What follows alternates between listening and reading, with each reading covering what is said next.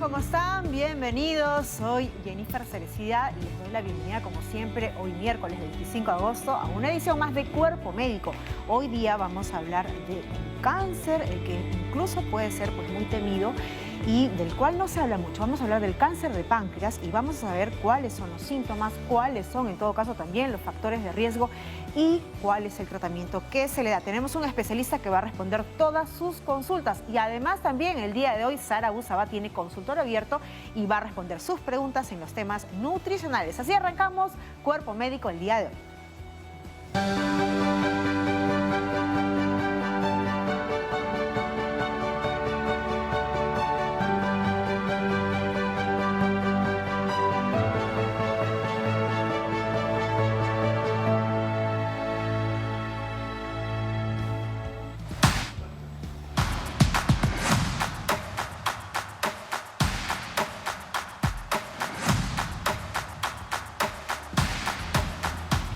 Y se señala pues que el cáncer de páncreas no solamente es difícil de diagnosticar, sino que una vez que se diagnostica por los síntomas, podrían ser en fases o estadios muy avanzados, lo cual pues originaría mayor dificultad para encontrar una cura si es que se pueda encontrar. El día de hoy, cáncer de páncreas es el tema, así que usted vaya listando todas sus preguntas. Tenemos un especialista que va a responder todas esas consultas. Antes, como siempre, veamos una nota para entender un poquito más de qué se trata este tema y entramos ya con las consultas.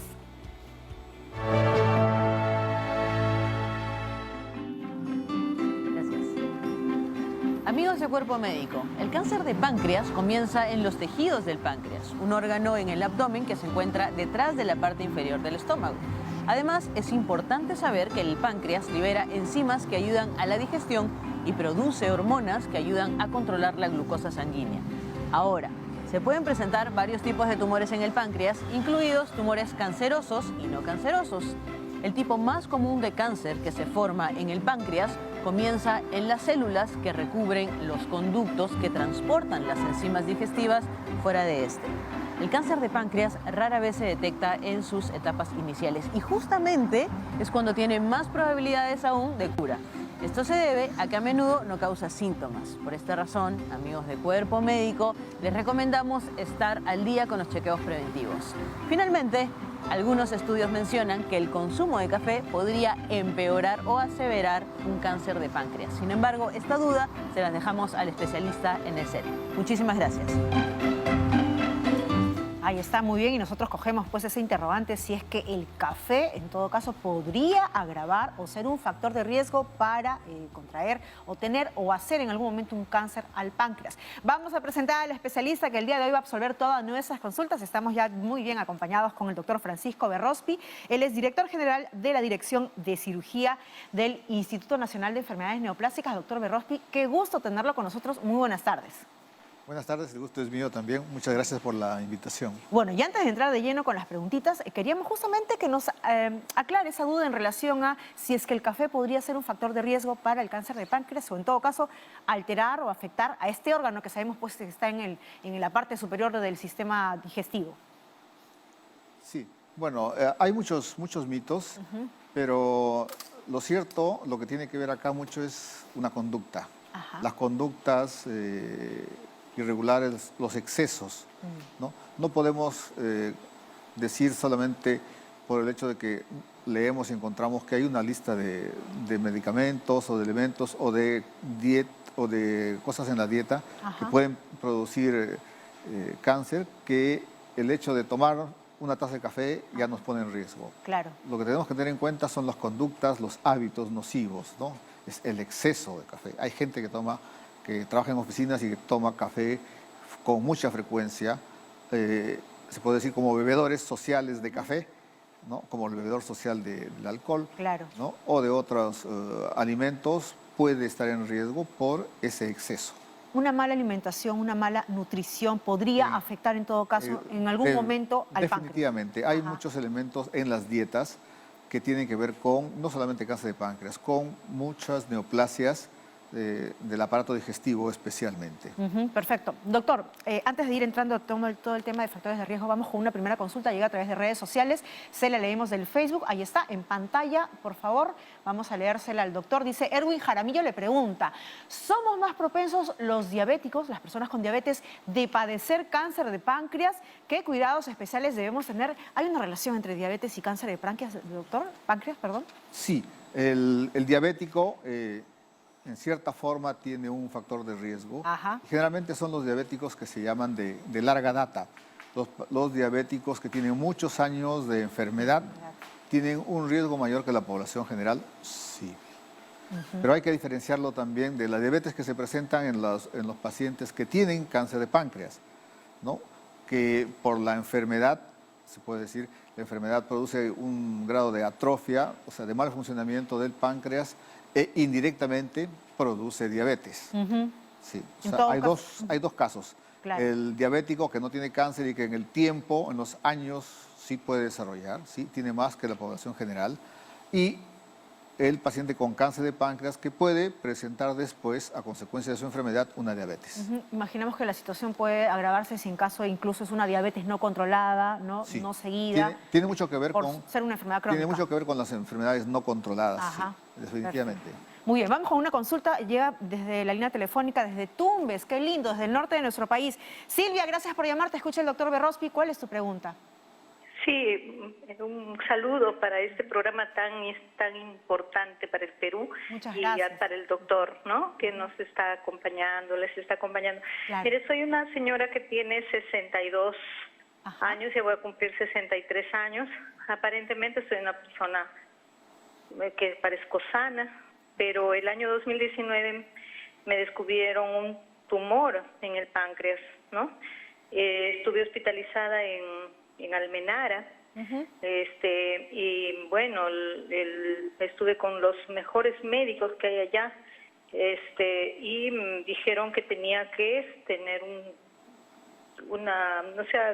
tenía que tener un tratamiento quirúrgico, o sea, me iban a sacar el páncreas y el vaso. Pero yo escuché de Estados Unidos que hay un tratamiento por CyberKnife, que es un tratamiento externo, que nos ponen unos fiduciales, pero la máquina está en Miami. Entonces, pero vino la pandemia y no me pude ir. Claro. Y todo este tiempo he estado tomando Inmunocal, he estado tomando también un producto de la frontera, que es el Birm. Y bueno, pues prácticamente estoy aislada acá en Tumbes, ¿no? Entonces yo quería aprovechar porque prácticamente yo no me dijeron que tengo cáncer, pero sí me dijeron que tengo un tumor. Dice proyectado a nivel de su cabeza, se evidencia una masa hipoecogénica, bilobulada. Pero digamos, Silvia, que te dijeron, es un tumor que amerita una intervención. 44 por 56 por 59. Y un retiro de páncreas y vaso, ¿verdad? Muy bien, vamos a ver qué orientación. Entonces, yo durante ese tiempo prácticamente me siento bien, no tengo ningún problema, no le voy a decir que como de todo porque yo tengo diabetes desde el año 2011. Perfecto. ¿Y quieres saber cuál sería en todo caso la orientación? Perfecto, Silvia. La orientación y la alimentación, ¿no? Tal vez el momento que toque con la nutricionista, y le agradezco mucho al doctor a ver si me orienta porque yo estoy ahorita prácticamente sin tratamiento, claro. Estoy solamente tomando el Inmunocal. Con los paliativos y digamos que ya el médico tratante te había dicho que tomo tenía 2 que haber veces una al día, intervención. pero tengo controlada la diabetes, o sea, nunca paso de 130. Quedó clarísima la interrogante, Silvia. Muchas gracias por la confianza y por llamar. Doctor. Sí, primero hay que aclarar, tumor de páncreas no es cáncer de páncreas general. No todos los tumores son cáncer. No todos son cánceres, ¿no? Hay tumores benignos y tumores malignos. Felizmente en el páncreas es más frecuente los tumores benignos. Yo le escucho a Silvia, por lo menos su voz está muy bien. Como ella dice, parecería que no está enferma. Así es. De repente tiene un tumor que es benigno. Pero que los tumores benignos sí necesitan tratamiento quirúrgico, sí. Y el tratamiento quirúrgico depende, o sea, la operación depende de dónde está localizado. El páncreas tiene 3 partes que nosotros conocemos como cabeza, cuerpo y la parte cola. final. La parte final, que es la cola. La parte final de la cola está en contacto con el vaso, no la cabeza. Así que ahí hay una confusión de repente con con el tema, porque si el tumor está en la cabeza, no tengo por qué... Claro, estirpar la parte final que está cerca al vaso. Teóricamente, ¿no? Y lo otro es que si es un tumor benigno, los tumores benignos son operables y van bien. No hay necesidad de pensar en cirugías en otro lugar con aparatos especiales, con lo que dijo Gamma Knife y no sé cuántos, porque aparte que no sé exactamente cuál es el diagnóstico, no sé si es que esa será la necesidad real. Para ella de repente la necesidad real es no operarse, porque tienen miedo a las operaciones del páncreas. Pero en todo caso, si su médico tratante le ha dicho que amerita una operación... Una operación, probablemente eso es lo más adecuado. No es necesario apelar a otros tratamientos, por lo menos no con la información que tenemos de ella ahorita, ¿no? En todo caso, la recomendación sería que vaya nuevamente al médico tratante y que retome el tratamiento, porque solamente está con el paliativo, ¿verdad? Sí, y su diabetes probablemente tenga relación, como mencioné, con el tumor del páncreas, porque ese tumor reemplaza al parénquima, al órgano sano, y va dejando poco órgano efectivo y se presenta la diabetes. Perfecto. Silvia, ahí escuchaste entonces la recomendación. Vamos rápido hasta San Martín de Porres. Rocío, te escuchamos. ¿Cuál es su pregunta? ¿Qué tal? Buenos días, doctor. Aquí escuchando el programa, Cuerpo Médico. Cuéntanos. Mire, mi consulta es la siguiente. Tengo una mamá, tiene 67 años y tiene diabetes. Yo quisiera saber si usted ya corre, pues, ¿no? algún riesgo de padecer esta enfermedad de lo que es el cáncer de páncreas, porque ¿Su diabetes es controlado? ¿Su diabetes es controlado, Rocío? Sí. Sí, está en regla con toda su enfermedad, los medicamentos y todo. Sí, ¿Y toma todos sus medicamentos. ¿Y quieres saber qué riesgo tienes si es que puede haber cáncer de páncreas en algún momento? ¿Esa es la consulta? Sí. Perfecto, vamos a trasladarle al doctor. Sí, el riesgo, como ya lo mencioné, está dado en función de si la enfermedad está controlada o no, y del tiempo. No es que el paciente se le diagnostica con cáncer, con diabetes, en 2 o 3 años va a desarrollar cáncer de páncreas, no. El paciente tiene más riesgo que la población. ¿Qué significa? Que tiene que tomar más precauciones en cuanto a su dieta, su salud, acudir al médico, controlar su diabetes, de tal manera que ese riesgo en cierta forma se disminuye un poco, ¿no? O sea, ser mucho más escrupuloso con el tratamiento de diabetes. Exactamente. Perfecto. Pero no es que toda diabetes va a ser en algún momento un cáncer de páncreas. No. Perfecto. Muy bien. Vamos entonces ahora hasta Huánuco. Walter, gracias por esperarnos. ¿Cuál es su pregunta para el doctor? ¿Qué tal? Buenas tardes. Un saludo desde la ciudad de Huánuco.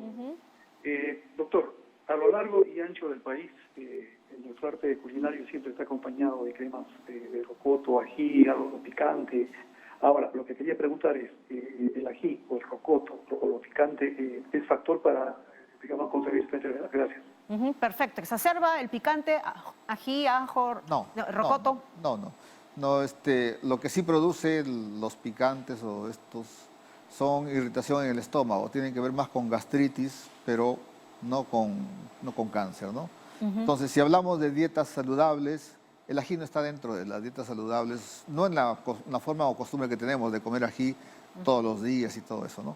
Pero como riesgo de cáncer, no. No hay relación. Perfecto. Vamos ahora hasta Comas. Lourdes, ¿cuál es tu preguntita? Gracias por llamar. Buenas tardes, Jennifer. Hola. Gracias también a ustedes y al doctor de antemano. Mi consulta es la siguiente. Yo tengo mi mamá que tiene 70 años y ella ha podido realizarse los estudios porque al área de nefrología porque ella orina espuma y también ha originado que sus heces en las mañanas va hasta 4 o 5 veces a evacuar y es flojo.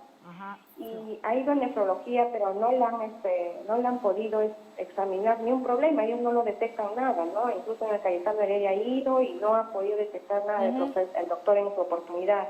Y escuchando con ese tema del páncreas, no sé si hay relación con ello, quisiera saber al doctor que si el riñón, que tiene estos problemas mi mamá, tendría en un futuro una afectación con el páncreas, originaría cáncer al páncreas. Riñón y ¿Qué páncreas. me recomienda el doctor por mi mamá? Si puedo ir directamente al Instituto de Neoplásticas también. Muy amable, gracias. A ti, Lourdes, muchísimas gracias por la confianza, doctor. Sí, no hay necesidad de ir a neoplásicas consultar riesgos nada más. Neoplásicas, los pacientes deben ir con un diagnóstico hecho o con algún acercamiento diagnóstico. En el caso de una enfermedad renal, como menciona Lourdes, Sí, ¿no es cierto? la mamá de Lourdes tiene eso. Así es. Tiene que ver con problemas propios solamente del riñón, sí. La orina espumosa es porque la orina tiene mucho contenido de albúmina, una proteína, entonces tiene esas características. Pero además comentó algo, que su mamá tiene diarreas frecuentes. En un paciente con enfermedad del páncreas, no con cáncer del páncreas en general, puede tener diarreas frecuentes, sí. ¿Por qué? Porque el páncreas es el órgano que tiene que ver con la digestión de las grasas y de las proteínas. Y si por alguna razón el páncreas no funciona bien, el paciente tiene diarrea frecuente y una diarrea muy característica, diarrea después de comer grasas, que son de una característica, o diarrea después de comer carnes. ¿Por qué? Porque no las digiere. Deposiciones incluso que son blandas, flotan. Blandas que flotan. En el agua, que tienen un olor muy característico, muy peculiar y un color distinto al normal. Sí, pero ahí estamos hablando en general de la función del páncreas como órgano, no del cáncer. En todo caso, la recomendación que vaya a qué médico, doctor, general, intensivista, ¿cuál sería la recomendación? Exactamente, el paciente tiene que ir al médico internista, que es el primer médico que tiene que ver para hacer un enfoque integral del cuadro clínico. ¿Por qué? Porque ella está yendo en forma, se puede decir, lógica. Tengo un problema en el riñón, entonces voy al nefrólogo o de repente al urólogo, ¿no? Ahora tengo un problema de diarrea, entonces voy al gastroenterólogo. Pero hay que ver la forma en forma integral. ¿Quién puede verlo en forma integral? Es el médico general, el médico internista. En este caso, entonces, sacar cita con medicina interna o geriatría, ¿podría ser por la edad? Por la edad, sí. Geriatría, perfecto. Ahí está la recomendación, Lourdes, entonces sacar, ¿no?, una interconsulta con medicina interna, geriatría también, ¿no?, para tu mamita. Esperemos que esté bien. Vamos ahora hasta San Martín de Porres. Vladimir, gracias por esperarnos. ¿Cuál es tu consulta? Sí, buenas tardes. Hola. Mira, a mí me han diagnosticado un tumor en el duodeno y el páncreas. ¿Ya? ¿Y cuál es la consulta? Ya, o sea, me refiero, pero ¿qué pasa?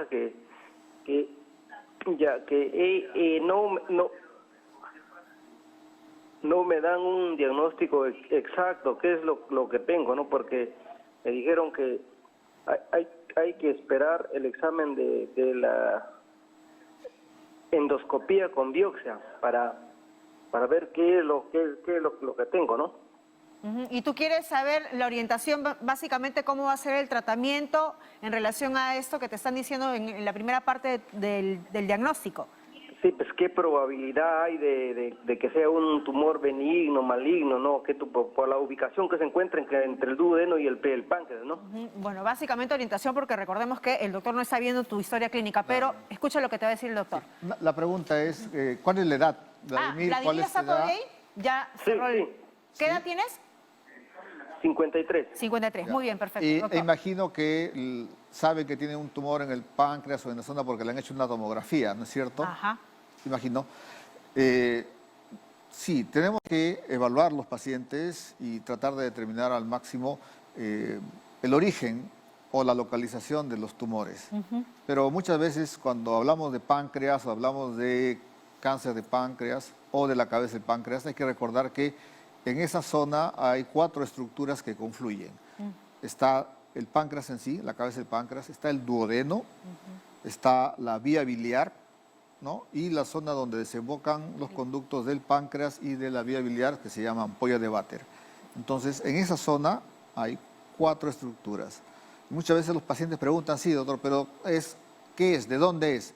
Exactamente saberlo con un tumor, por ejemplo, de 4 o 5 centímetros, que exactamente depende de cuál de esas estructuras, es muy difícil. Es muy difícil. Tenemos que tener una biopsia, sí, para tener un dato adicional para la cirugía o para el tratamiento, sí. Entonces que esperen, ¿no? Con cautela y prudencia. Hay que esperar todo el resultado de la Perfecto. biopsia y con eso dar el siguiente paso, que es la evaluación Exacto. quirúrgica o prequirúrgica. Paciencia, entonces, Vladimir, que los médicos están siguiendo bien todo el protocolo, el proceso para saber muy bien cuál es tu diagnóstico. Vamos a una última consulta hasta Ancash. Yolín, gracias por esperarnos. ¿Cuál es tu pregunta para el doctor Berrospi? Señorita, mi consulta es lo cual, ¿cuáles son los síntomas cuando tienes cáncer de páncreas, cuando hay iniciativa de cáncer de páncreas, y cuáles son los daños que ocasionan el cáncer o lo que provocan los cánceres de páncreas? Perfecto, muy bien. ¿Qué lo origina, doctor, y cuáles son los síntomas? Sí. En cuanto al origen exacto del cáncer de páncreas, no hay forma de establecerlo. Porque Claro. se presentó, no podemos saberlo. Existen lesiones que se llaman premalignas. En caso de los pacientes que han sido evaluados y que se les encontró una lesión muy pequeña y que se les ha podido seguir, uno puede establecer el diagnóstico allí. Pero en la mayoría de las personas que se presentan con síntomas, los síntomas ya son muy inespecíficos, pero algunos nos pueden ayudar para el diagnóstico, ¿no? ¿Qué presenta el paciente? Generalmente, lo más frecuente es el tumor en la cabeza y el páncreas. El 90% se presenta en la ¿Y cabeza se y el manifiesta páncreas. con un dolor, doctor? Se manifiesta con tres cosas. Dolor, el color amarillo de las La vistas, ictericia, que se llama ictericia, y la orina cargada, como dice la gente, orina cargada, como té cargado, como algo oscuro, ¿no? Entonces, pero esos síntomas indican ya la presencia de una masa. Ya hablamos de ahí, de un tumor, un estadio ya muy avanzado. sí, una presentación ya tarde. Lamentablemente no hay síntomas tempranos de cáncer de páncreas. Lo que ocurre muchas veces es que ahora con la facilidad que hay para hacer exámenes como tomografías, resonancias, los pacientes que están siendo evaluados por otras razones, resultan con tumores. Entonces la prevención ahí es lo más importante. Y justamente esa recomendación, doctor, ¿qué tipo de prevención podemos tener? Exámenes, ¿qué es lo que tenemos que hacer? Y con eso cerramos. Sí, la evaluación. No hay forma de hacer un despistaje de cáncer de páncreas porque es una neoplasia muy poco frecuente en el Perú. No está entre los 10 primeros cánceres del Perú, no está. Entonces, hacer campañas de despistaje de cáncer de páncreas no tiene sentido. Lo que sí tiene sentido es manejar las normas de los factores de riesgo que se pueden prevenir. Factores de riesgo que se pueden prevenir está la dieta, está la obesidad, está ejercicios, ¿no? Y los factores que no podemos prevenir, bueno, pues son los factores genéticos, ¿no? La edad. Esto se presenta generalmente en pacientes de más de 60, 70 años. Ya no se puede evitar tener más edad. Exacto. ¿No? Y a medida que envejezca también la población, también hay más riesgo. Chequeos preventivos, entonces. Muchísimas gracias, doctor. Preventiva. Más adelante vamos a tener oportunidad en otras ediciones de seguir hablando de este tema. Le agradecemos mucho al doctor Francisco Berrospi, director general de la Dirección de Cirugía del Instituto Nacional de Enfermedades Neoplásicas. Hacemos una pausa y regresamos con Sara Busaba, quien va a responder más consultas, así que empieza a hacer sus llamadas sobre lo nutricional. Muchas gracias, doctor. Gracias, muchas gracias, José. Muy interesante la conversación. Entonces, no nos queda otra que solamente...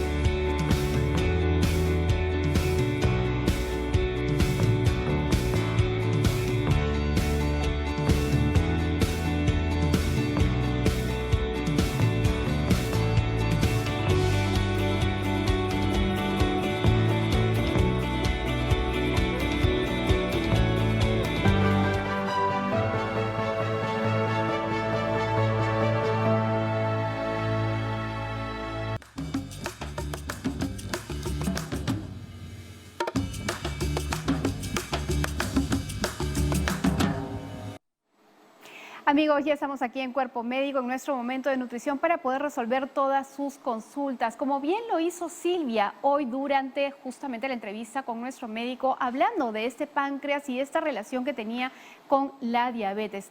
Una de las cosas que tenemos que tener claro es que cuando se presenta cáncer de páncreas o otras afecciones relacionadas al páncreas, la dieta es muy personalizada y por eso es que no se puede dar una recomendación general.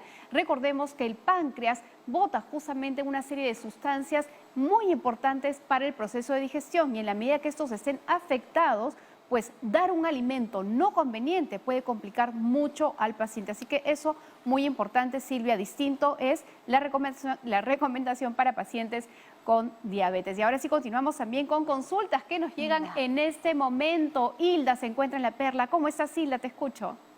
Buenas tardes, doctora Sara. El tema mío no es páncreas precisamente, es hipertiroidismo. Quiero saber qué alimentos están prohibidos o en todo caso hay que tener cuidado en consumirlos. Muchas gracias. Gracias a ti, Hilda. Y en realidad prohibidos tienen que ver con aquellos que tal vez te dan energía pero que no te dan muchos nutrientes. Básicamente lo que siempre hemos denominado muchas veces comida chatarra, ¿no? Estamos hablando pues de estos empacados de papitas o de golosinas que no te nutren mucho. Recuerda que la persona con hipertiroidismo tiene una alta eficiencia para gastar lo que consume. Entonces es muy importante que tus alimentos estén cargados en energía, pero sobre todo de nutrientes. Así que preparaciones como un ají de pollo, una papita a la huancaína, causa, las menestras, son preparaciones que más te conviene e incluso puedes agregar un chorrito de aceite al final de tu plato para subir la energía, pero con un aceite de calidad como lo es el aceite de oliva. Y tenemos más consultas. Desde Lima nos llega Adelina. ¿Cómo estás? Carolina, perdón. ¿Cómo estás, Carolina? Te escucho. Buenas, disculpa la molestia. Quisiera que me ayudara. Tengo a mi mami de 86 años. Ella es Graciela Villavicencio. Ella le cuesta mucho para ir para el baño. Y eso que ella come cosas nutritivas, bastante fruta, yogur, comida, puro vegetales.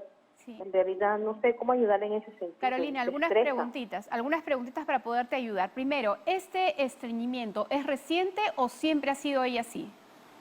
No, lleva ponerle como 4 años más o menos que recién está así. No sé si es por su edad. ¿Algún gastroenterólogo ha revisado el motivo de este estreñimiento? No, en realidad no. Escúchame, Carolina Reina, mira, no siempre los problemas de estreñimiento son dietéticos, aunque por lo general sí, la parte dietética es la causa. Imaginemos que esta es la causa, entonces acuérdate que las frutas que estás dándole está súper bien. Los vegetales crudos en ensalada, donde ella mastique, sería ideal y acompañar además de líquidos. Hay personas que tienen un megacolon, pero las personas nacen con esto y en este caso todavía hay que reforzar con alimentos de efecto laxante como la pitahaya, la ciruela, los guindones, el tamarindo. Pero si tú me dices que recién hace 4 años está con ese problema, algo más debe estar pasando con ella. ¿Será que se está moviendo menos y el sedentarismo está generando ese estreñimiento? ¿Será que de repente hay tal vez algunos pólipos o alguna condición de salud en este tracto intestinal que no lo hemos percibido? O tal vez está estresada, que también podría ser un factor que genere este estreñimiento. Recordemos que el movimiento físico de la persona y no solamente el ejercicio, sino tan solo caminar va a ayudar a esta motilidad intestinal. Si tienes más problemas sobre eso, pues no duden en contactarme a mí o a cualquier colega que puede darte estos tips adicionales, pero yo considero que fundamental es recibir la visita a un gastroenterólogo, más aún si es geriatra.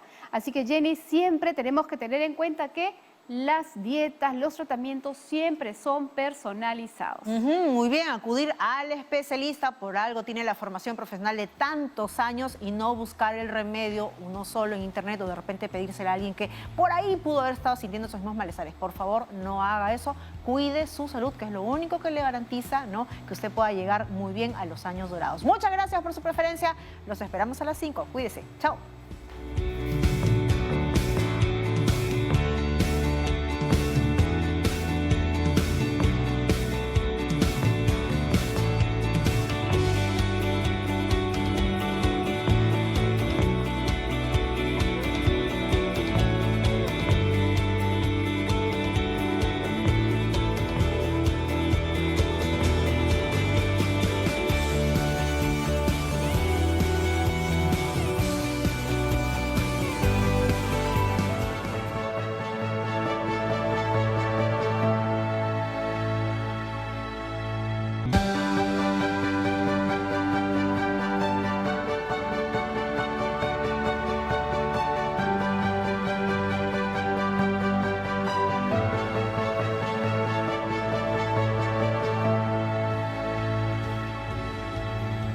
Hola, ¿qué tal amigos? Muy buenas tardes, bienvenidos como siempre a esta segunda edición diaria de Cuerpo Médico. Es un gusto para nosotros seguir aprendiendo sobre cómo cuidar nuestra salud todos juntos y sobre todo pues teniendo especialistas renombrados que nos acompañan todos los días. El día de hoy, en un momento con el especialista, vamos a aprender más sobre un síndrome muy interesante y que de repente se ha presentado con mayor frecuencia en estas fechas en las cuales todos estamos expuestos a la computadora, utilizando pues de repente por ahí mucho el mouse. Hoy vamos a aprender sobre el síndrome del túnel carpiano. Así que así arrancamos un momento con el especialista.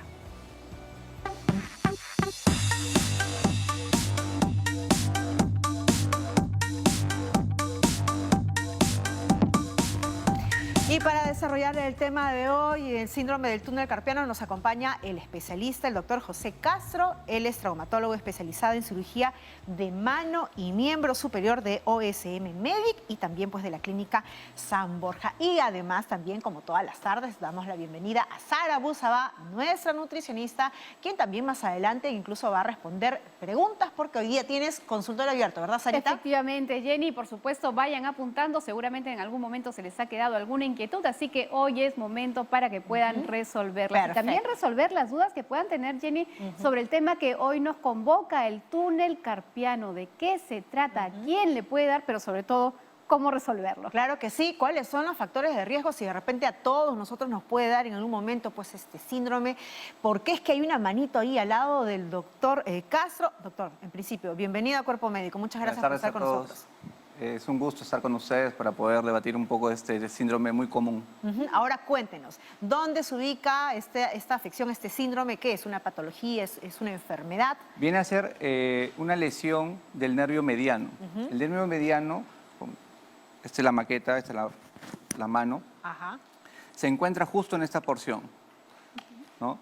El nervio mediano pasa a través de un túnel y ese túnel que está justo en la palma de la mano tiene un techo ese túnel, que es un ligamento, ¿no? Entonces, en algunas causas, por algunos factores de riesgo, este techo se empieza a inflamar, que es un ligamento, y produce una compresión de este nervio, del nervio mediano.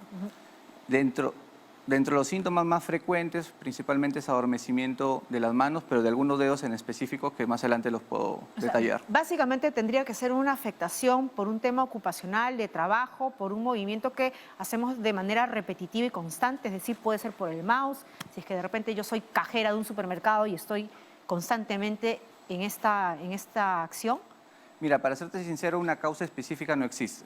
Lo que existe son factores de riesgo, condiciones, como tú bien detallas, gente que usa la mano de forma repetitiva o hace algún tipo de actividad con la mano que implique vibración, es un factor de riesgo, ¿no? También hay factores de riesgo metabólicos, pacientes que tienen obesidad, diabetes, entre otras enfermedades que pueden predisponer a estos pacientes a que este túnel se empieza a volver más estrecho a raíz de la inflamación del ligamento que les explico.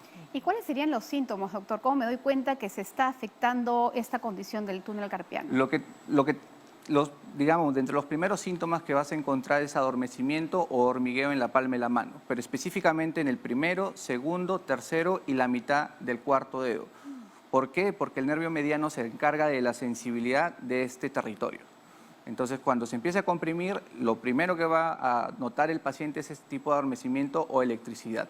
Cuando la enfermedad empieza a ser más severa, ya empieza a haber un compromiso motor, cierto grado de disfunción al momento de flexionar el dedo y sobre todo el pulgar. Doctor, ¿y este hormigueo o esta sensación de adormecimiento en la mano se presenta a cualquier hora del día o se hace más notorio, digamos, no lo sé, por las noches? Cuando recién empieza en un estadio inicial es más frecuente verlo en las noches. Y el paciente es lo que te cuenta al inicio.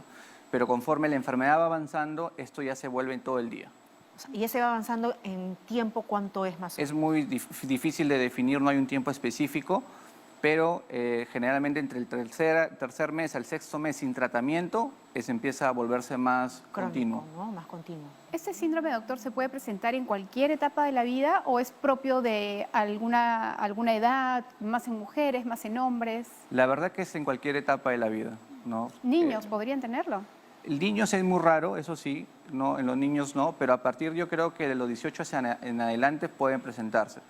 Por ejemplo, cuando hay pacientes muy jóvenes, y pueden tener el túnel del carpo está en relación a deportistas, por ejemplo, que como el ciclismo, como el tenis, que hacen un impacto constante en la palma de la mano, entonces ellos pueden tener este tipo de predisposición a este síndrome. Y en los pacientes que son, digamos, de edad media, edad trabajadora, sobre todo que usan la mano, pueden estar, y conforme va pasando la edad, en los pacientes mayores que tienen la tendencia a tener enfermedades metabólicas, diabetes, obesidad, hipotiroidismo, entre otros, también les puede presentar. Entonces, yo creo que a partir de los 18 años en adelante, cualquier persona puede sufrir de ese síndrome. Y al ser una enfermedad que puede darse ¿no? de forma ocupacional, ¿no? por el constante mover de manera, no sé si correcta o incorrecta, ¿hay una manera correcta de mover la muñeca? ¿El tratamiento es largo? ¿Cómo se ve el tratamiento, doctor? A ver, una vez que se hace el diagnóstico, ¿no? que es lo más importante en estos casos, el tratamiento inicial o de primera línea viene a ser los antiinflamatorios, viene a ser uso de férulas en la noche, ¿no? ¿Por qué las férulas en la noche? Porque, digamos, las maniobras que generan más exacerbación de esta compresión del nervio habitualmente son flexiones de la muñeca o extensiones prolongadas. Entonces, uno cuando duerme hace este tipo de movimientos sin darse cuenta. Voluntario, Por claro. eso se coloca una férula especial en una posición neutra de la muñeca durante las noches, al inicio. Y cambio de actividades en su, digamos, modificación de sus actividades cotidianas. Claro. Por ejemplo, si el paciente trabaja en la computadora por muchas horas, entonces una recomendación que habitualmente doy es que por el tiempo que está en la computadora, se pare después de una hora, haga algunos movimientos de estiramiento. Pausas activas, ¿no? Exacto. Y cambie de posición y siga trabajando. También hay mouse que son ergonómicos. ¿Eso ayuda? Claro. Con lo que concierne a la ergonomía de la persona, hablamos a veces de los teclados. El teclado tiene que ser un teclado recto, ¿no? Y la posición ergonómica de cualquier persona que va a estar en un computador es una silla, digamos, la que tú prefieras, pero tú siempre tu espalda recta, codos flexionados, que normalmente pueden estar colgado el codo un poco en la mesa, y tu antebrazo apoyado con tu muñeca en forma neutra.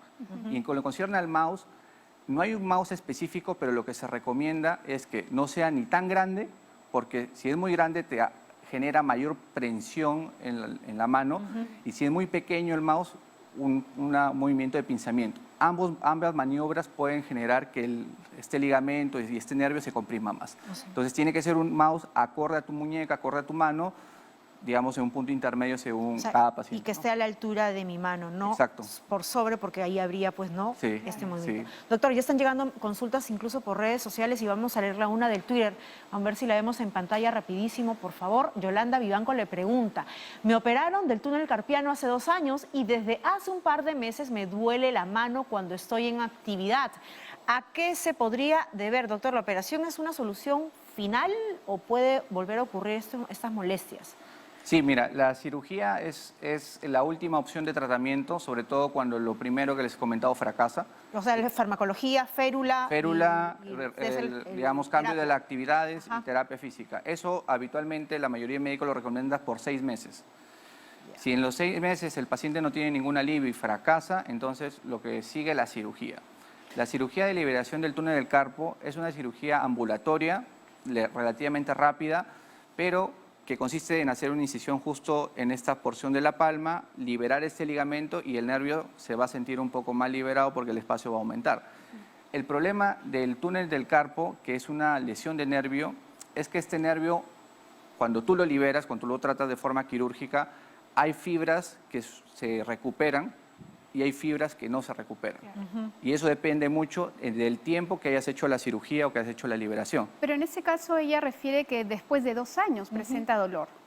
Claro, en este caso que refiere la paciente es probablemente una recurrencia. O sea, ella se le liberó el túnel del carpo, probablemente no cambió las actividades que le generó la causa de esto y le está volviendo a generar. Ahora, también es importante diagnosticar y descartar procesos o hernias en la región cervical, porque eso es muy frecuente. Pacientes que tienen toda la clínica del síndrome de túnel del carpo, se le hace la cirugía y el paciente continúa con la molestia. Y muchas veces sucede que tienen problemas en la región cervical y esa era la razón principal de su problema. Entonces, ¿Y de aquí puede venir el malestar de Claro, lo que pasa es que los nervios que se encargan del movimiento de la mano, la muñeca, el codo, el hombro, salen de la columna cervical.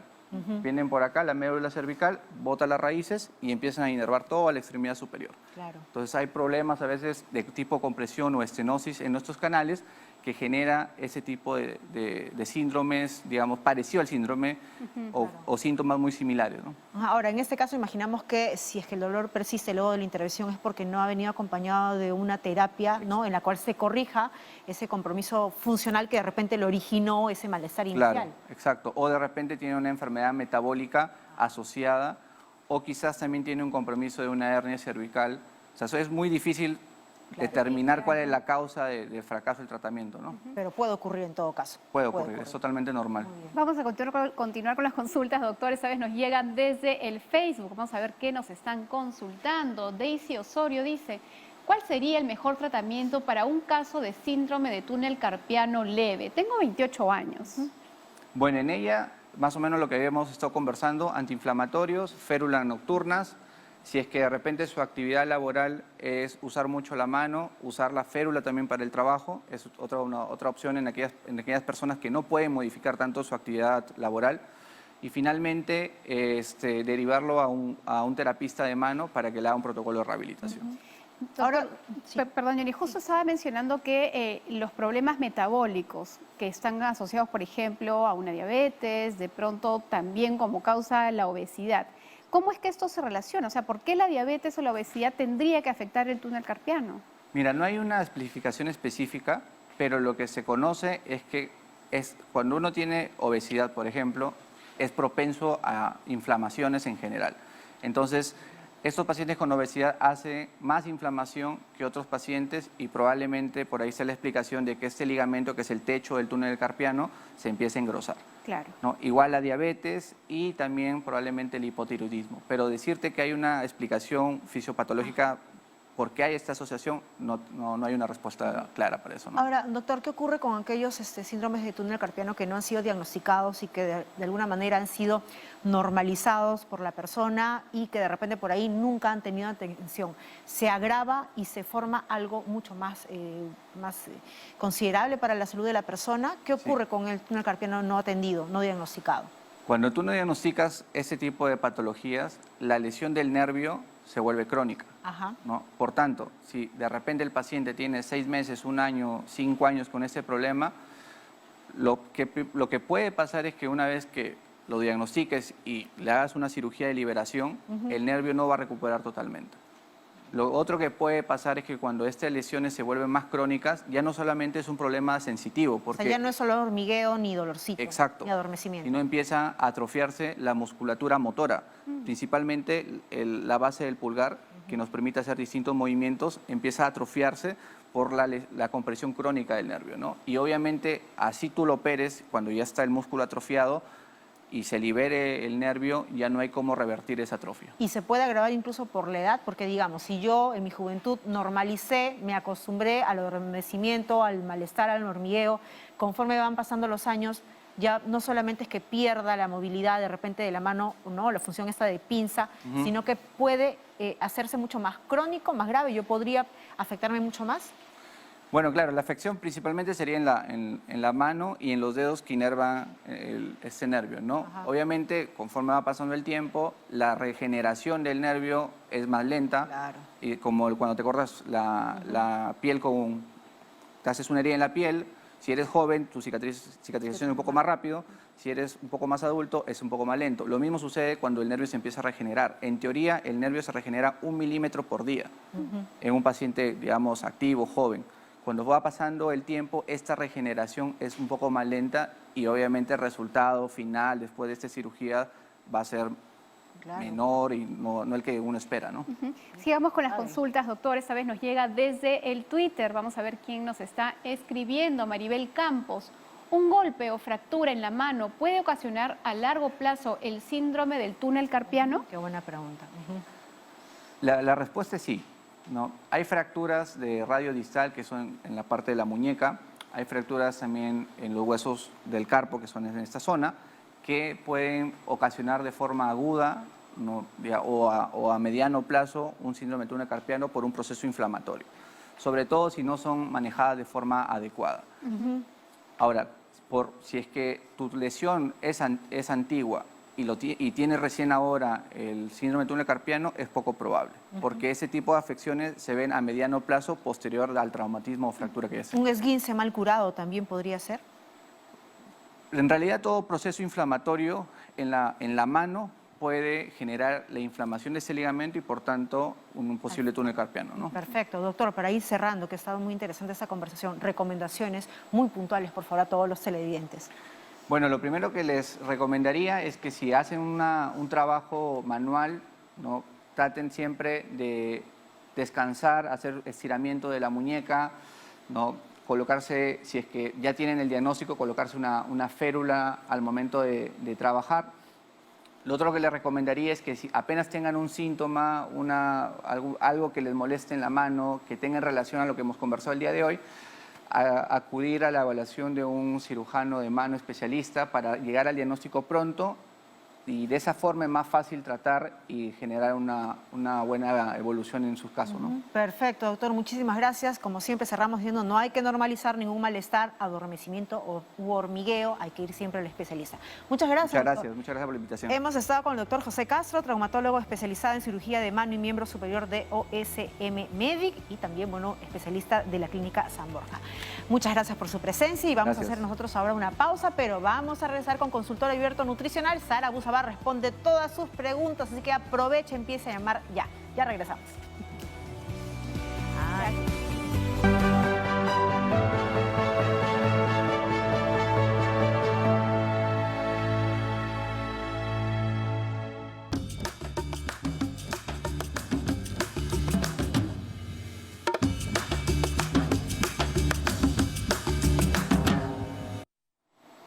Amigos, ya estamos de regreso. Les saluda Sara Abusabá y es el momento para que usted nos llame y haga sus consultas también a través de nuestras redes sociales, como ya nos lo han dejado en el WhatsApp. Tenemos un audio, vamos a escucharlo. ¿Podría contestarme sobre la pregunta si el rocoto, a qué enfermedades hace daño? Porque a mi esposo le gusta el rocoto y él sufre de presión alta y a la vez de insuficiencia renal. ¿Podría contestarme la señora Sarita? Por favor, muchas gracias. Soy Elvira. Claro que sí, Elvira, y con todo gusto. Mira, el rocoto, al igual que otros alimentos que tienen esta intensidad de dar esta sensación de picazón, son en realidad sumamente saludables para la salud de las personas en general. Pero sí, hay condiciones específicas en que no está bien recomendado y una de ellas es la gastritis. En la medida que la persona tenga gastritis, ya sea por un Helicobacter pylori o tenga una gastritis crónica o una gastritis aguda, entonces el rocoto, como el ají, como la pimienta, no estarían bien indicados. Respecto de la presión arterial, en realidad no está contraindicada, es decir, puede tomarlo, pero en el caso de la insuficiencia renal hay que recordar que siempre los vegetales vamos a dializarlos, es decir, si quiere consumir rocoto, que lo deje en remojo unas horas, en realidad, si es posible, mientras más horas mejor, para que el potasio que tenga ese rocoto se libere en el agua y luego ya pueda disfrutar de este alimento que, por supuesto, sí podría tenerlo, pero en estas condiciones. Y tenemos más consultas, esta vez desde San Miguel. Luis está en la línea. ¿Cómo estás, Luis? Te escucho. Buenas tardes, doctora. ¿Cómo está? Bien, cuéntame. Mi pregunta sería, una dieta sin frituras acompañada solo de jugo puro de naranja, ¿me puede ayudar a bajar de peso? Excelente pregunta, Luis. Mira, de hecho la fritura siempre va a aumentar más calorías a tu dieta que no las necesitas. Entonces, una buena indicación para perder peso es retiremos las frituras. Pero ¿eso garantiza que bajes de peso? Pues no necesariamente. Habría que ver qué más estás consumiendo. Si tú me dices que vas a consumir solamente jugos de fruta y nada más, pues en realidad vas a entrar luego en un problema de nutrición que tampoco es conveniente. Tienes que tener una dieta balanceada, acorde a tu gasto, acorde a tu necesidad, incorporando todos los alimentos. Ahora, ¿cuánto es lo que deberías consumir? Pues ahí está el arte de la nutricionista, que tendría que explicarte la cantidad de alimentos de acuerdo a tus necesidades, de tal manera que te haga perder peso, pero sin afectar tu salud y mucho menos tu nutrición. Y tenemos más consultas. Margarita desde Chancay. ¿Cómo estás, Margarita? Buenas tardes, doctora. Bien, gracias. Cuéntame. Mi consulta es la siguiente. Bueno, mi hermana le han diagnosticado hace casi un par de meses el hipertiroidismo. Entonces, yo quería alguna recomendación de usted respecto a qué podría quizás ella tomar algo natural, porque a veces tiene unos momentos que por sus múltiples actividades diarias, a veces está como muy nerviosa, le tiembla el cuerpo, le tiemblan las manos, se siente agitada. Entonces, alguna recomendación que quizás ella pueda tomar naturalmente, quizás una agüita de algo, no sé. Mira, ¿Me podría recomendar, por favor?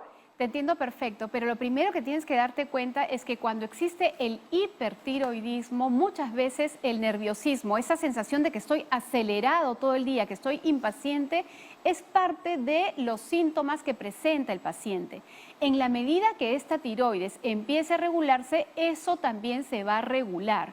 La persona también tiene que tomar conciencia de esta conducta que está tomando y que muchas veces no está en sus manos y que a veces es difícil controlar, pero uno puede ir educándose gradualmente mientras que la medicina hace lo propio, ¿no?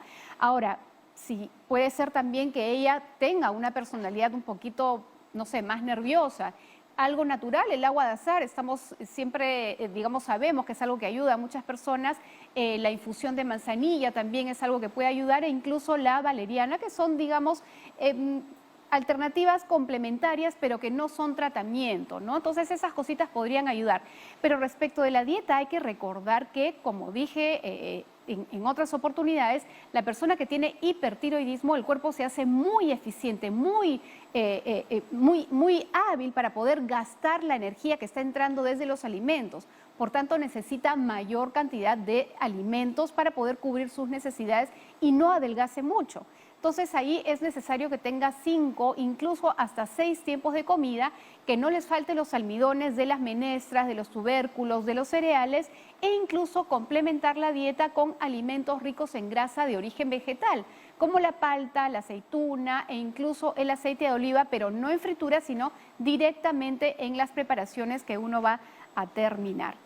Y no sé si tenemos más consultas o más llamadas, pero si no las tenemos, siempre recordamos, Jennifer, a todas las personas que nos siguen, que estamos listos siempre para consultar. Y está ingresando una desde Villa El Salvador. Manuel está en la línea. ¿Cómo estás, Manuel? Te escucho. Hola, Manuel. Sí, doctora, sí. Cuéntame, ¿cuál es tu consulta? Sí, te escucho, Manuel. Sí. Ajá, bueno, yo tengo 53 años, entonces quería saber... bueno, a raíz de la pandemia, entonces como a veces se han restringido ingresos a los mercados y de repente tener acceso a lo que uno siempre, usualmente, sus alimentos, entonces uno recurre de repente a las farmacias y compra vitaminas, ¿no? Porque nos va a reforzar el sistema, entonces de repente compramos vitamina C, vitamina A y tantas cosas, pero yo lo que quería saber, de acuerdo a mi edad también, ¿no? Si estoy consumiendo algo que no me corresponde a mi edad, claro, ¿no? Me estoy excediendo, o en mi caso a mi edad, ¿qué vitaminas, qué suplementos sería adecuado, ¿no? Sí, Manuel. Porque entiendo que no es igual para todas las edades. Manuel, la primera vitamina que tienes que tomar es la vitamina O, de la olla, de esa olla familiar que tiene que ser balanceada, nutritiva, y eso significa incorporar de todos los grupos de alimentos. Y vamos a recordarlos rapidito. Tenemos el grupo de aquellos alimentos que nos van a dar energía de los almidones. Por ejemplo, la menestra, la quinoa, la papa, el camote, la yuca, que son tubérculos, cereales, menestras. Ese es un grupo de alimentos que no debe faltar en tu dieta. Luego tienes aquellos alimentos que te dan vitaminas y minerales y que son básicamente frutas y verduras. Luego tienes aquellos alimentos que te van a dar proteína, que va a ayudarte a construir tejido en tu cuerpo y a sostenerlo también. Y ahí están pues la carne, el pollo, el pescado, incluso las menestras y la quinoa que también te dan buena proteína. Y luego tienes aquellos alimentos que te van a ayudar a tener calcio y vitamina D, que por supuesto están los lácteos y sus derivados, pero también hay otros alimentos vegetales incluso que también te dan estos nutrientes. En la medida que en tu dieta haya una variedad de todos estos alimentos, no deberías necesitar ningún suplemento nutricional. De hecho, los suplementos nutricionales se dan cuando el especialista, que puede ser un nutricionista o puede ser un médico, se da cuenta de que hay una deficiencia porque te ha tomado un análisis de sangre o porque existen síntomas o porque la dieta es deficiente y se corre el riesgo. Por ejemplo, en el caso de las personas que tienen dietas basadas en plantas o que son veganas, generalmente la vitamina B12 es una que puede estar en deficiencia. o el hierro, y entonces ahí sí es necesario suplementar. Siempre recuerda, Manuel, que es importante que acudas a un control anual con tu médico para ver que esté todo bien en tu cuerpo.